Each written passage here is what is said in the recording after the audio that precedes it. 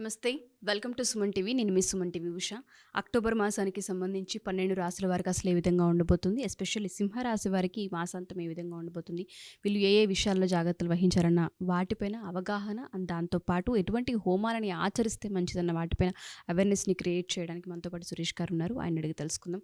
నమస్తే సురేష్ గారు. నమస్కారం అండి ఉష గారు. అక్టోబర్ మాసానికి సంబంధించి ఆధ్యాత్మిక మాసం అని మనం చెప్తూ ఉంటుంటాం. సింహరాశి వారికి ప్రత్యేకించి ఏ విధంగా ఉండబోతుంది, వీళ్ళు ఏ విషయాల్లో జాగ్రత్తలు వహించాలి? అక్టోబర్ మాసానికి చాలా విశిష్టత ఉంది. ఎందుకంటే అక్టోబర్ 2 నుంచి మనకి ఆశ్వీజ మాసం స్టార్ట్ అయిపోతుంది. ఎస్.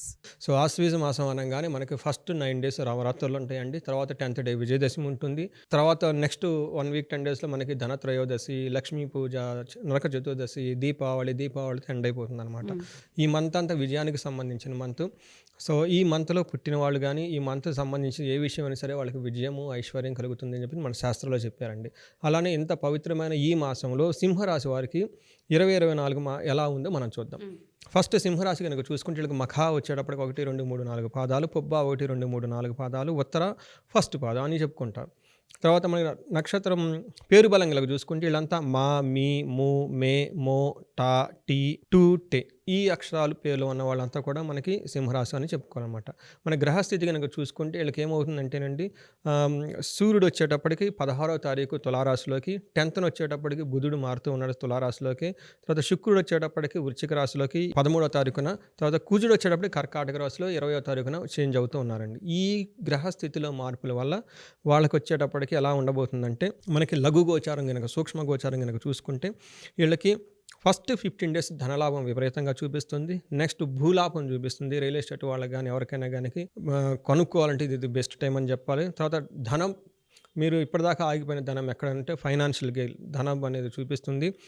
ఓవరాల్గా ప్రాస్పెరిటీ చూపిస్తుంది. ఇది ఫస్ట్ 17 days అని చెప్పాలి. నెక్స్ట్ మనకి ఎలా ఉండబోతుందంటే, తర్వాత వీళ్ళకి కూడాను ధన ప్రవాహం వచ్చే అవకాశం ఉంది. కొంచెం హెల్త్ విషయంలో జాగ్రత్తగా ఉండాలి. తర్వాత శత్రువుల వల్ల వీళ్ళకి విపరీతంగా ఒత్తిడి వచ్చే అవకాశం ఎక్కువగా ఉంది. ఆ విషయంలో జాగ్రత్తగా ఉండాలి. తర్వాత కుటుంబ సభ్యులతో కొంచెం రిలేషన్షిప్స్ అర్థసంబాలు సెన్సిటివ్గా ఉన్నాయి కాబట్టి వాటిని చాలా చక్కగా ప్లానెడ్గా చేయాలని మనం చెప్పుకుందాం అనమాట.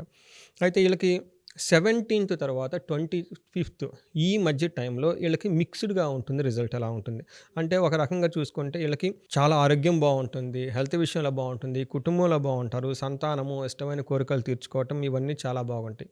అదే వీళ్ళకి 9th హౌస్లో ఉండటం వల్ల ఏమవుతుంటే ధన వ్యయం చేస్తారు, పుణ్య కార్యాలు చెడిపోతాయి. ఏదో గుడికి వెళ్ళాలి, లేదంటే వ్రతం చేసుకోవాలి ఏదో అనుకుంటారు కదండి, టయానికి అది మిస్ చేసి అనుకున్న పని చేయలేక పూజలు తప్పిపోయే అవకాశం ఎక్కువ ఉంది. కాబట్టి కొంచెం ఇంట్లో వాళ్ళకి ఆ పని డెలిగేట్ చేసి మీరు వాళ్ళకి అనుగుణంగా లేదంటే ప్లాన్ బి పెట్టుకోవటం, ఆప్షన్ పెట్టుకోవటమే. అందులోనూ ఈ పవిత్రమైన మంత్ కాబట్టి పుణ్యకారాలు మిస్ కాకుండా వీళ్ళు ఏదైనా జాగ్రత్తగా చేసుకోవాలని అవకాశం ఎక్కువగా ఉంది. ధననాశము, ఫాదర్ల ఫిగర్లతో గొడవ పడే అవకాశం ఎక్కువగా ఉంది. కాబట్టి కొంచెం వీళ్ళు శాంతంగా ఉండేసి సంయమనంగా పాటిస్తే చాలా బాగుంటుంది. వీళ్ళకి 12th house 3వ ఇంటూ కుజుడు మారటం వల్ల ఏమవుతుందంటే 20th నుంచి 20 పైన ఎలా ఉంటుందంటే, ఒక రకంగా బాగుంది, ఒక రకంగా బాగలేదని చెప్పుకోవాలి. ఫస్ట్ ఏ విషయాల్లో బాగుందంటే, ధనలాభం చూపిస్తుంది, ఆరోగ్యం బాగుంటుంది, కోరుకున్న పనులు కోరుకున్న విధంగా అయిపోతాయి, సుఖము, వస్త్రలాభం, ధనలాభం కూడా చూపిస్తుంది. షాపింగ్ చేస్తారు, అన్నీ కొంటారు, అధికారుల వద్ద పేరు ప్రఖ్యాతులు తెచ్చుకొని చక్కగా ఉంటారు, సంతానము ధైర్యంగా ఉంటుంది, బంగారం కొనే అవకాశం వీళ్ళకి ఎక్కువగా ఉందండి. గుర్తుపెట్టుకోండి, మార్స్ వల్ల సింహరాశి వాళ్ళు 20వ తారీఖు నుంచి 30వ తారీఖు లాస్ట్, అంటే దీపావళి పండుగ ముందు రోజు మనం జనరల్గా కార్లు అవన్నీ కొనేస్తాం. ఈ టైంలో వీళ్ళకి బంగారం కొనే అవకాశం ఎక్కువగా ఉంది. కాబట్టి తదనుగుణంగా వీళ్ళు ప్లాన్ చేసుకోవాలి. తర్వాత 7వ ఇంట్లో తర్వాత 12th హౌస్లో ఉండడం వల్ల వీళ్ళకి కొంచెం ఇదే కుజుడు కొంచెం ఇబ్బంది పెట్టే అవకాశం కూడా ఉంది. ఏ విషయాల్లో అంటే, బంధువులతో కంటిన్యూస్గా పోట్లాడే అవకాశం ఎక్కువగా ఉంది. పండగ దినాల్లో అది అనవసరం కాబట్టి మీరు కొంచెం వాళ్ళు ఏదైనా అన్నా కానీ టూ మచ్ ఏమంటారు పట్టుదల చేయకుండా మీరు దాన్ని ఇలా వదిలేసేస్తే బాగుంటుంది. ఇబ్బంది కలిగించే మాటలు వింటారు. తర్వాత సోదరులతోటి పుత్రులతోటి గొడవలయ్యే అవకాశం ఎక్కువగా ఉంది. భార్యతో మాట పట్టింపులు వస్తాయి. ఇవంతా వీళ్ళకి ఇంటర్ పర్సనల్ స్కిల్స్ అనేది చాలా ఎక్కువ మెయింటైన్ చేయాల్సి ఉంటుంది. కుజుడు వాళ్ళకి కొంచెం కోపాన్ని తెప్పిస్తే అవకాశం ఎక్కువగా ఉంది. హెల్త్ విషయంలో కొంచెం జాగ్రత్తగా ఉండాలి. స్త్రీలతో వివాదం వచ్చే అవకాశం ఉంది కాబట్టి జాగ్రత్తగా ఉండాలి. ఇదంతా మనకు కుజుడు కలిగిస్తూ ఉన్నాడండి. అయితే శుక్రుడు వీళ్ళకి చాలా మంచి చేస్తూ ఉన్నాడని మనం చెప్పుకోవాలి. శుక్రుడు వచ్చేటప్పటికి 3వ ఇల్లు 9వ ఇంట్లో చూడటం వల్ల శుక్రుడికి ఎలా ఉంటుందంటేనండి, అండి గురువులపై భక్తి పెరుగుతుంది 9th హౌస్లో ఉండడం వల్ల. తర్వాత పుణ్యకార్యాల్లో పార్టిసిపేట్ చేస్తారు, తీర్థయాత్రలు చేస్తారు, తర్వాత స్పిరిచువల్గా ఉండే బుక్స్ చదువుతారు, మిత్రుల్ని కలుస్తూ ఉంటారు, పెద్దలతో బాగా వాళ్ళ హంబుల్గా ఉండి వాళ్ళకి కావాల్సిన పని అంతా చేపించుకుంటూ ఉంటారు. అయితే కొన్ని విషయాలు వీళ్ళకి ఏమవుతుందంటే మీరు ఏదైనా గనక మాట చెబితే ఆ మాటకి విలువ ఉండదు. ఓకే, మిమ్మల్ని గౌరవించే వాళ్ళు తక్కువగా ఉండే అవకాశం కూడా ఎక్కువగా కనిపిస్తూ ఉంది.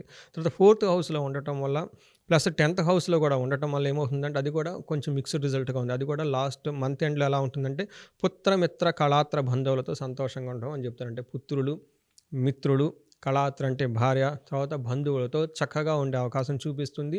ఇది మనకి 13th నుంచి మంత్ ఎండ్ వరకు ఉండే అవకాశం ఉంది. అయితే ఇదే శుక్రుడు కొంచెం వీళ్ళకి ఇబ్బంది పెట్టే సిచ్యువేషన్ కూడా చూస్తూ ఉన్నాడు. ఏ విషయంలో ఇబ్బంది పడతారంటే స్త్రీల విషయంలో వీళ్ళు కొంచెం ఇబ్బంది పడతారు. స్త్రీలతో ఆర్గ్యుమెంట్ అయ్యే అవకాశం ఎక్కువగా ఉంది. అనవసరమైన అవమానాలు పడే అవకాశం ఎక్కువ ఉంది. తర్వాత ఏదైనా కానీ పని చేస్తే అందులో అపజయం వచ్చే అవకాశం కూడా ఎక్కువగా ఉంది. అందుకని మీకు మంత్ ఎండ్లో ఏదైనా పని ప్లాన్ చేసుకున్నప్పుడు ప్లాన్ బి కూడా ఆల్టర్నేటివ్గా పెట్టుకోండి. స్త్రీలతో జాగ్రత్తగా ఉండండి.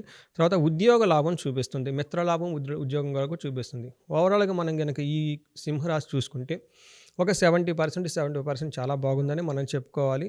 తర్వాత మనం ఇంకొక ప్యాటర్న్ ఉందండి మనం రాశి ఫలాలు చెప్పేటప్పుడు, దాన్ని మన అంగగోచారం అంటారనమాట. ఇది కూడా చాలా పాపులర్ మెథడ్, చాలా బాగుంటుంది. ఇందులో నక్షత్రం ప్రకారం చూసే అవకాశం మనకు ఉంటుంది. ఇందులో మఖా నక్షత్రం వాళ్ళు కనుక చూసుకుంటే వీళ్ళకి 6 రకాల విషయాలలో 2 బాగలేదు.